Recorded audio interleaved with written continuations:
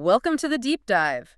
So, if I asked you, what are Mexico's big global drinks? You'd probably say tequila, mezcal. Instantly, yeah. And you'd be totally right. But what if I told you there's this other scene, a really vibrant, increasingly sophisticated one? We're talking a world-class wine. hmm Structured reds, really elegant sparkling wines, whites winning awards.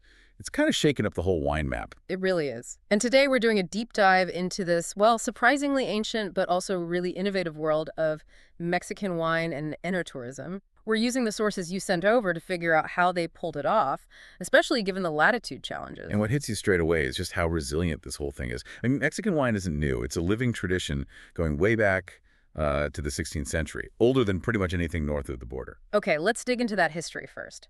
Because the age, well, it tells you a lot about the spirit behind it all. It starts, like so many things, with the Spanish arrival. Cortés, 1521. All right. And soon after, they planted the first European vine, Listan Prieto, Mm. which later got called the Magen grape. Mijan, got it. And that planting, it led pretty quickly to an actual industry. The date you really need to lock in is 1597. Okay. That's when Casa Madero in the Valle de Guadalupe got its license. And this place, it's not just old. It is the oldest continually operating winery in all of the Americas. Think about that. Wow, continually operating through everything. Exactly. Revolutions, conflicts, and the biggest threat of all, really, the Spanish crown trying to shut it down. Ah, okay, so I see where this is going. They got maybe a bit too good too fast, and Spain got nervous. That's pretty much it. The Spanish monarchy saw the competition for its own wine back home and decided to step in. Right. So in 1699, King Philip II issues this decree. Basically, no new vineyards allowed in New Spain, period. Whoa. Yeah, production got slammed. It was restricted mostly to, wine for the church, maybe some for home use. And that lasted for over 2 centuries. 2 centuries. The sources actually call it a period of viticulture de resistencia, a wine culture basically forged in defiance. Okay, that makes sense. So that ban, it didn't just hold things back. It kind of created this necessary rebellious streak. Maybe that's why modern Mexican winemakers seem okay with, ignoring the usual rules about where you can grow fine wine. That Yeah. DNA. That's a really insightful way to put it, yeah. Constraint definitely bred innovation. Because the modern challenge, geographically speaking, is huge. Mexico's mostly between 18 and 32 degrees north latitude. Which is not ideal for fine wine, generally speaking. And not ideal is putting it mildly. Wine folks often call that latitude band the death zone. Yeah. Super high risk. The sun's too intense. Often the vines don't get the winter dormancy they need. Okay, so if traditional wisdom says no way, how did they crack it? How did they actually manage to produce high-quality wines? What's the secret? Well, they leaned into 2 very specific, kind of unique geographical advantages. 2 big aha moments of adaptation, really. Okay, lay them on me. The first one is what we can call the Pacific solution. Think Baja California, especially the Valle de Guadalupe. You're right. I've heard about Guadalupe. Rugged, beautiful. Totally. And the absolute game changer there is the cold California current coming down the coast, and crucially, the sea fog. Locally, they call it the Neblina. Neblina, fog. Yeah, and this isn't just any fog. It's thick. It's reliable. It rolls in pretty much every morning, blankets the vineyards, Okay. and that blocks the intense morning sun. Drastically cools things down. So it's like nature's AC. But wait, fog usually means humidity, right? Yeah. Mildew, disease pressure. If you're blocking the sun, how do you avoid all that and still get the grapes ripe? Ah, that's the balancing act. They count on a few things. Good wind circulation, for one. The soil there is incredibly porous, drains really well, mostly granite and sand. Okay. And crucially, the Neblina often burns off by, say, mid-morning, so the sun does get through later to dry things out, preventing, total rot. The overall effect is it slows everything down, extends the ripening period. So the grapes develop flavor complexity without just spiking sugar levels. Exactly. You get physiological ripeness, complexity, and you keep that crucial acidity. Fascinating. Okay, what's the second solution? For the vineyards further inland, away from the coast. That's the altitude solution, altura. This is key for central Mexico states, like Querétaro, Guanajuato. Here, the vineyards are planted at seriously high elevations, sometimes up to 2,400 meters above sea level. 2,400 meters, that's incredibly high for vines. It is, and that altitude is the master key because it massively cranks up something called diurnal temperature variation, DTV, the swing between day and night temperatures. How big a swing are we talking? It can easily be 20, even 25 degrees Celsius. Difference between the heat of the day and the cold of the night. 25 degrees Celsius in one day. That sounds, I mean, less like ideal conditions, more like whiplash for the poor vine. How does it cope with that stress and still make elegant wine? Well, that huge swing is actually the magic trick. The hot sunny days do their job, build sugar, develop color, concentrate flavors. But then the nights get intensely cold. And that cold dramatically slows down the vine's respiration, how it breathes and uses energy. Okay. So it doesn't burn through all its organic acids overnight, specifically malic and tartaric acid. Holding on to that natural acidity is absolutely vital when you've got grapes getting that right in the daytime sun. It keeps the wines balanced, structured, fresh, gives them backbone. It sounds like walking a tightrope. It totally is. But when they nail it, the results are brilliant. Intense fruit, but with this amazing freshness. Okay, now that we get the geographical tricks, the Neblina and the Altura, let's take a tour. Starting up north, Baja California, Valle de Guadalupe. You said it's the epicenter? Absolutely. About 90% of all Mexican wine comes from there. It's the engine room. In the terroir, you mentioned sandy granite soils. Yeah, it's mostly what they call argilo-sandy, basically clay and sand. Poor soil, drains really well, lots of decomposed granite and stones. That stress on the vine is key forces low yields, but the grapes you do get are super concentrated. Makes sense. And grape varieties. What shines there? Lots of things grow well, but the sources really point to one grape as the star, especially for reds, Nebbiolo. Nebbiolo, like the powerhouse grape from Piedmont, Italy, Barolo and Barbaresco. The very same. Right. But, as you expect, it shows a different face in Baja. It's definitely their signature red because of the, warmer, sunnier climate overall. Sure. The Mexican Nebbiolo keeps that hallmark tannic structure. Those classic aromas, think tar, roses, cherry, maybe some leather. But it tends to be, well, more generous, more opulent and approachable, younger than a super traditional Barolo. It's Nebbiolo with sunshine in it. Interesting. More generous Nebbiolo. And you can't talk Baja without mentioning the food scene, right? Baja Med. The pairings must be incredible. Oh, absolutely. They basically invented their own culinary style, Baja Med cuisine. It's recognized globally now. It's this brilliant mix, traditional Mexican flavors, chills, herbs. Okay. Blended with Mediterranean influences like olive oil, maybe rosemary. And then layered over all that amazing fresh seafood coming straight out of the Pacific. Okay, give me specifics, like a killer pairing. Wine, food, why does it work? Okay, let's go big red first. Take that structured Baja Nebbiolo we were talking about. Pair it with something like braised beef ribs, maybe in a huitlacoche sauce. Huitlacoche, the corn fungus, right? The Mexican truffle. Exactly. So the richness, the fat from the beef ribs, it just melts into those Nebbiolo tannins, smooths them right out so they're not harsh. Okay, I get that. Fat tains tannin. Right. And then the earthy, smoky, almost mushroomy flavor of the huitlacoche. It resonates perfectly with these savory, slightly earthy tertiary notes that develop in Nebbiolo. It's just a complete harmony. Sounds amazing. Okay, what about something lighter? The classic Ensenada fish taco. Fried fish, cabbage, creamy sauce. Ah, yes. For that, you need cut, acidity. A bright, maybe stainless steel fermented Chenin Blanc from the region works wonders. Chenin Blanc, okay. Yeah. Its high acidity just slices right through the richness of the fried fish batter. Cleanses the palate.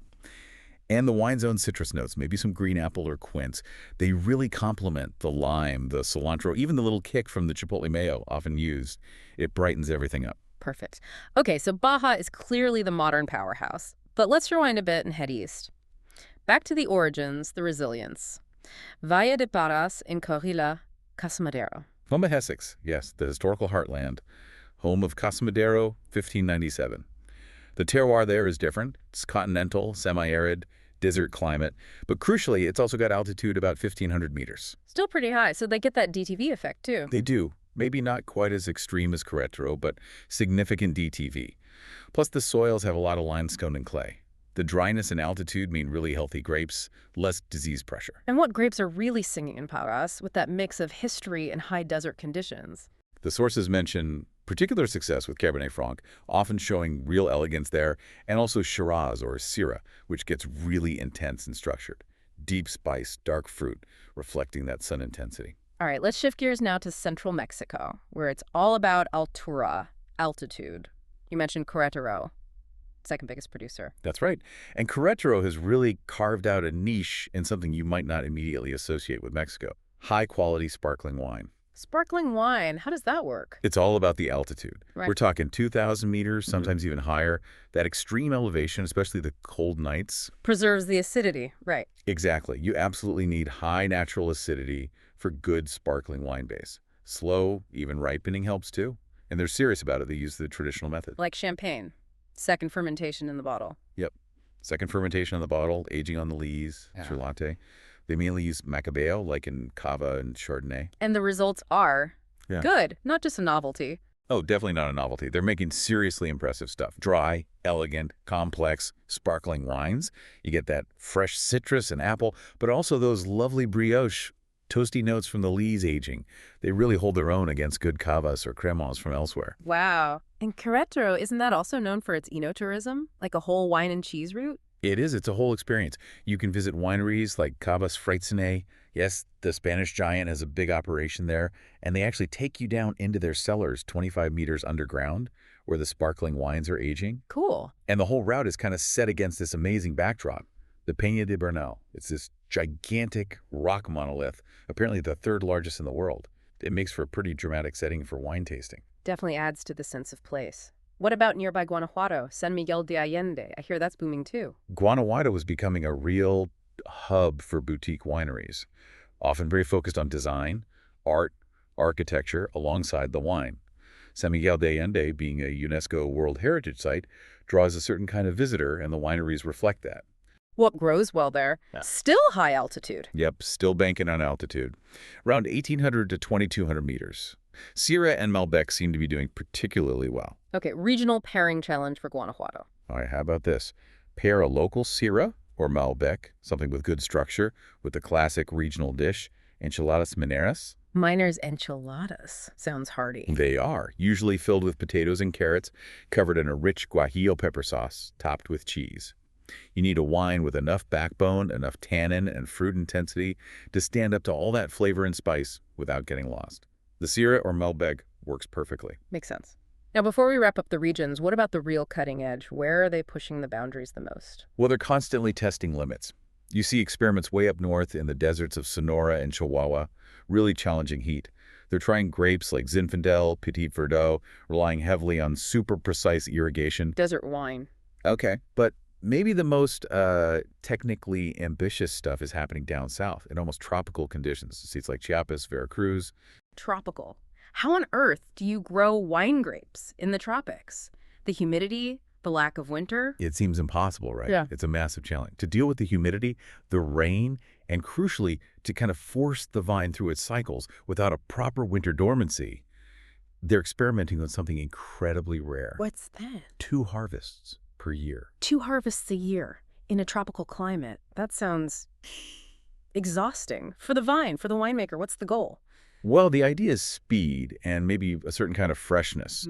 Because the vines never fully shut down, the wines tend to be lighter, simpler, more like fresh table wines. It requires incredibly intensive vineyard work, strategic pruning, to basically trick the vine into 2 shorter cycles. Wow, that really speaks to that viticulture de resistencia idea, doesn't it? Just finding a way no matter what. It really does. And one last quick mention, Aguascalientes. Fine. Historically, they were big on brandy, but they've smartly pivoted towards quality still wines too. Syrah, Grenache, doing well.